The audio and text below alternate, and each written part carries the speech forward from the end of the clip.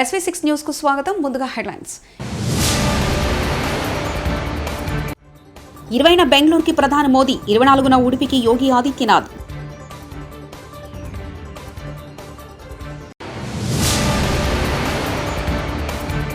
భద్రాద్రి రామయ్యను దర్శించుకున్న తెలంగాణ గవర్నర్.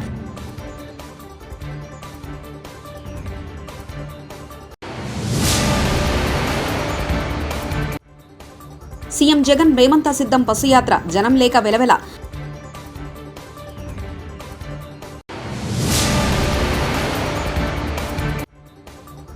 హామీలను మర్చిన జగన్, వైఎస్ఆర్ వారసుడు ఎలా అవుతారు షర్మిల.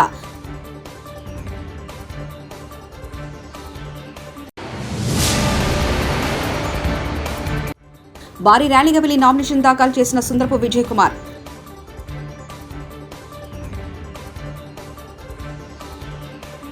రాష్ట్రంలో ఎన్నికల ప్రచారానికి ప్రధానమంత్రి నరేంద్ర మోదీ మరోసారి రానున్నారు. ఈ నెల 20న శనివారం చిక్కబల్లాపుర, బెంగళూరుల అభ్యర్థుల తరఫున ప్రచారం చేయనున్నారు. మధ్యాహ్నం 3 గంటలకు చిక్కబల్లాపురకు చేరుకునే ప్రధాని నరేంద్ర మోదీ బహిరంగ సభలో పాల్గొంటారు. చిక్కబల్లాపుర, కోలారు నియోజకవర్గాల అభ్యర్థుల తరఫున ప్రచారం చేస్తారు. సాయంత్రం 5:30 ప్యాలెస్ గ్రౌండ్లో జరిగే బెంగళూరు ఉత్తర, సెంట్రల్, బెంగళూరు దక్షిణ, బెంగళూరు గ్రామీణ అభ్యర్థుల తరఫున ప్రచారం చేయనున్నారు. ముఖ్యమంత్రి కాంగ్రెస్ के युवराज के खिलाफ हल्ला बोल दिया है।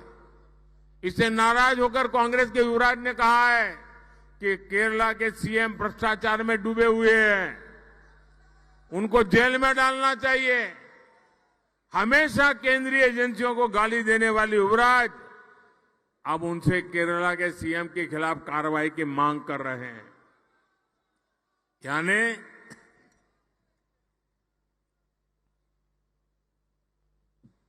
यानी किसी ने उनकी आलोचना की तो कांग्रेस के युवराज चाहते हैं कि उसे जेल की सलाखों के पीछे डाल दिया जाए। भ्रष्टाचार का दोषी कोई भी व्यक्ति छोड़ा नहीं जाएगा, यह हमारा संकल्प है। मैं बार बार केरला सीएम की भ्रष्ट सरकार का सच लोगों के सामने लाता हूं, लेकिन तब कांग्रेस की बोलती बंद हो जाती है।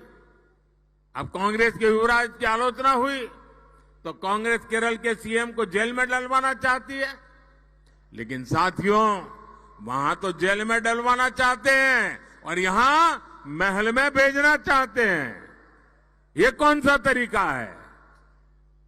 लेकिन साथियों, जैसे ही कोई जांच एजेंसी कार्रवाई करेगी, यही कांग्रेस चीख चीख कर कहना शुरू कर देगी कि मोदी ने गलत किया है। यही है इन लोगों का असली चेहरा।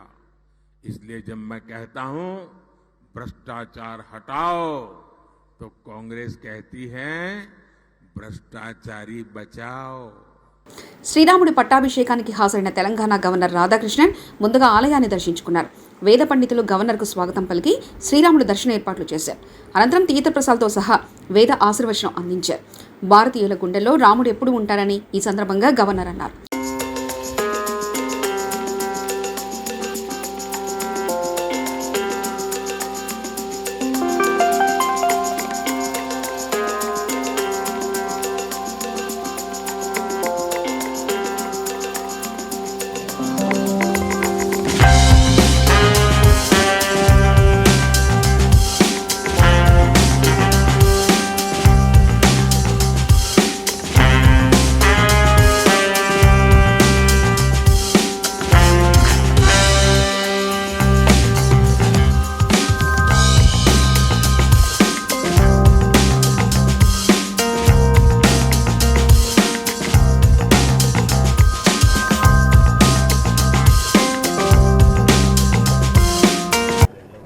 The Ayodhya of South India. Ram is the single slogan which is uniting this nation, and Ram Rajya is our ultimate aim. Ram Rajya means nobody should disturb the others, the culprit should be punished, the good people's interests should be protected. Everywhere there must be happiness. Our families must be united more. There must be peace in the family. There must be peace in the state. There must be peace in the country. Prosperity everywhere. People help others. They don't harm others. That is Ram Rajya. Our prayers are for creating a Ram Rajya in India. CM Jagan చేపట్టిన మేమంతా సిద్ధం bus యాత్ర జనం లేక వెలవెలబోయింది. తూర్పుగోదావరి జిల్లా పెరవలిలో CM నేడు bus యాత్ర కొనసాగిస్తున్నారు. కాగా ప్రజల నుంచి స్పందన లేకపోవడంతో సీఎం జగన్ కాన్వాయ్లో వెళ్తూ ఇలా కనిపించారు.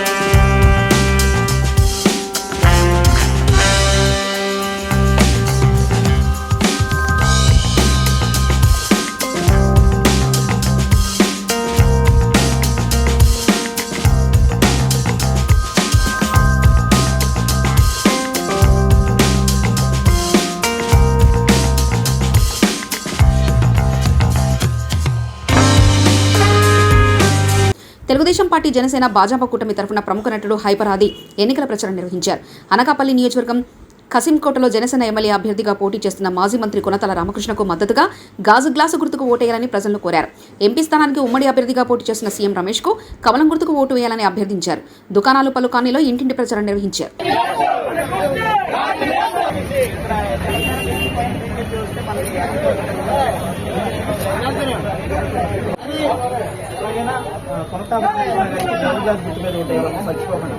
అలాగే పైన సీఎం రమేష్ గారు బీజేపీ, ఆయనకి కమలం గుర్తు మీద ఓటేయాల. పైన బీజేపీ గెలిచి కింద మన కూటమికి నిలబెట్టిన జనసేన అభ్యర్థి గెలిస్తే మనకు అన్ని పనులు సక్రమంగా దొరుకుతుంది. ఓకేనా, అన్ని ఏ ప్రాబ్లం ఉన్నా సాల్వ్ అయిపోతుంది. అందరికీ బాగున్నారమ్మా.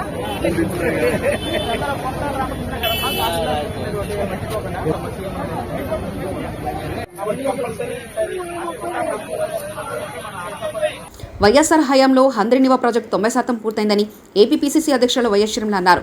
అధికారంలో వస్తే ప్రాజెక్టు పూర్తి చేసి 127 చెరువులకు నీలిస్తామని చెప్పిన వైకాపా హామీని మరిచిందని విమర్శించారు. అనంతపురం జిల్లా మడకసిల్గలో నిర్వహించిన ఎన్నిక ప్రచారంలో ఆమె పాల్గొన్నారు.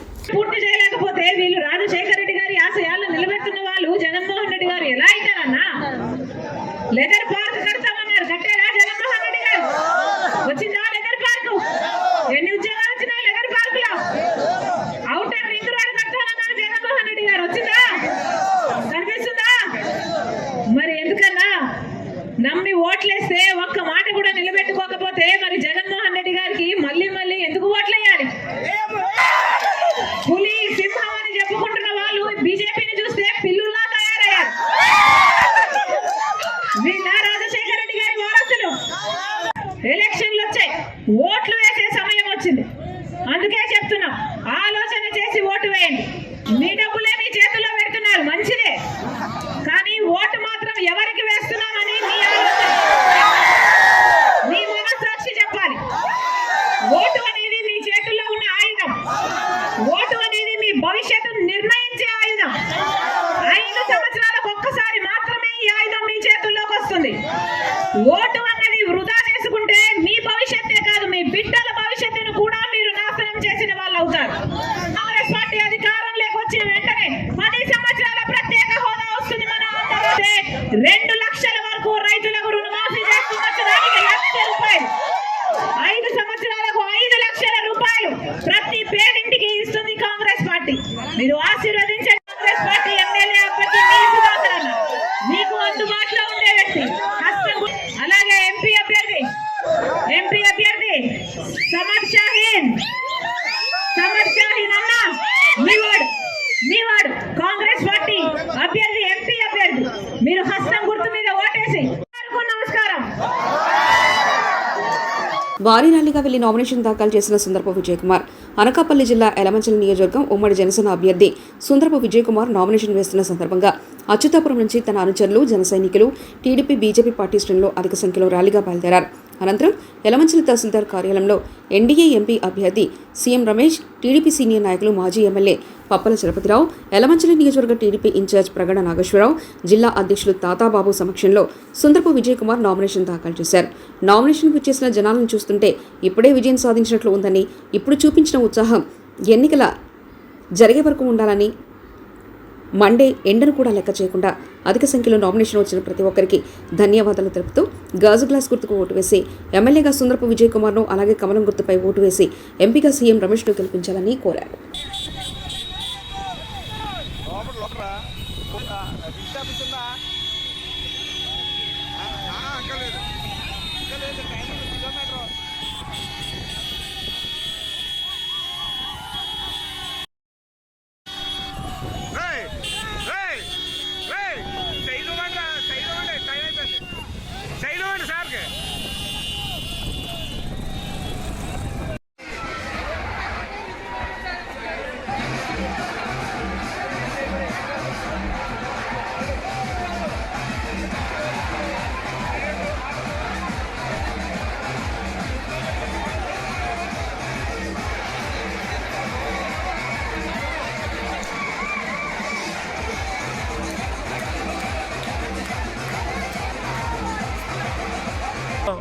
తరలి వచ్చారు.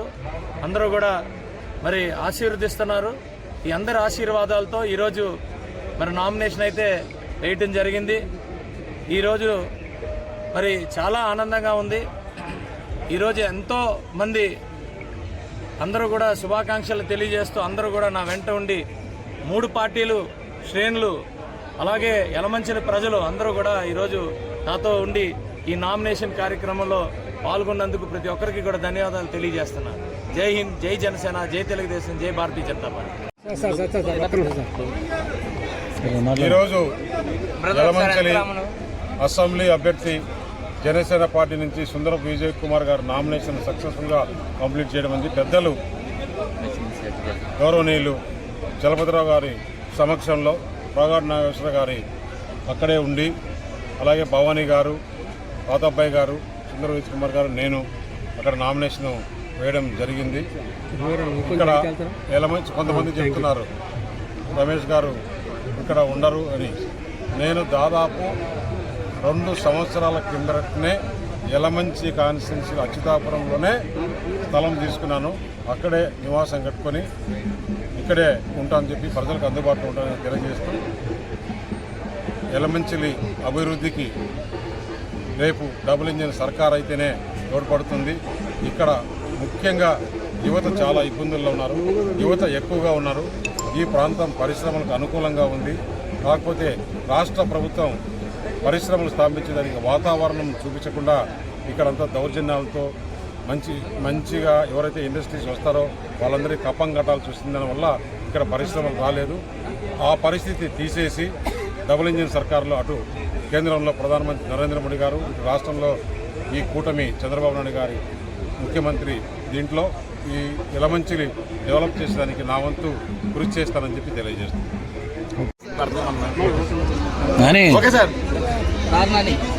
అందరికీ కూడా నమస్కారం.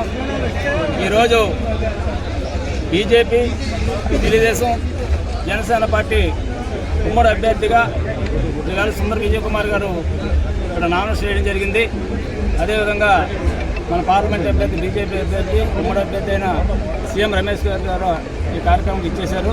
పెద్దలు చలపతిరావు గారు, అలాగే జిల్లా పరిషత్ చైర్మన్ గారు, మహేష్ చైర్మన్ గారు, భవానీ గారు, అదేవిధంగా మన జిల్లా ప్రెసిడెంట్ బత్తుల తాతీబాబు గారు, అలా మన క్యాండిడేట్ సుందర విజయ్ కుమార్ గారు అందరూ కూడా ఇక్కడ ఉన్నాం. కాబట్టి తప్పనిసరిగా ఈ యొక్క నామినేషన్ కార్యక్రమం అందరూ అశేష ప్రయాణికం వేల లక్షలు వచ్చి ఉన్నారు. కాబట్టి తప్పనిసరిగా ఇవాళ ఈ యొక్క నామినేషన్కి వచ్చిన ప్రధానికమే రేపు గెలుపుకు నిదర్శనని, అదేవిధంగా పార్లమెంట్ అభ్యర్థి కూడా భారీ మెజార్టీతో ఈ నియోజకవర్గం ఓట్లు వస్తాయి. కాబట్టి తప్పనిసరిగా ఆయన కూడా ఇది సాధిస్తారు. సీఎం రమేష్ గారు కూడా మిమ్మల్ని ఈ విధంగా కోరుతూ ఇంకా ఈ రోజు నుంచి కూడా రేపు ఎన్నికలు అయ్యే వరకు కూడా విశాఖపట్నం జిల్లాలోనే యలమంచిలి నియోజకవర్గాన్ని భారీ మెజార్టీతో గెలుపడానికి మా నాయకులందరూ కూడా ఉమ్మడిగా ఒకే ఏది మీదకి వచ్చి విజయానికి కృషి చేస్తామని మీ ద్వారా తెలియజేస్తాం. 20న బెంగళూరుకి ప్రధాని మోదీ, 24న ఉడిపికి యోగి ఆదిత్యనాథ్.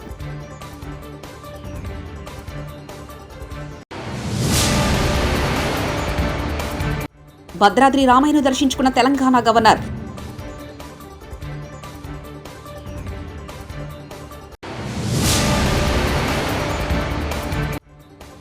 సీఎం జగన్ రేమంతా సిద్ధం బస్సు యాత్ర, జనం లేక వెలవెల.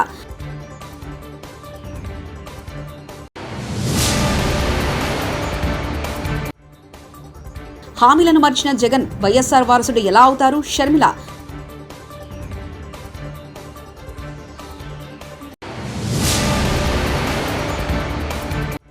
భారీ ర్యాలీగా వెళ్లి నామినేషన్ దాఖలు చేసిన సుందరపు విజయ్ కుమార్.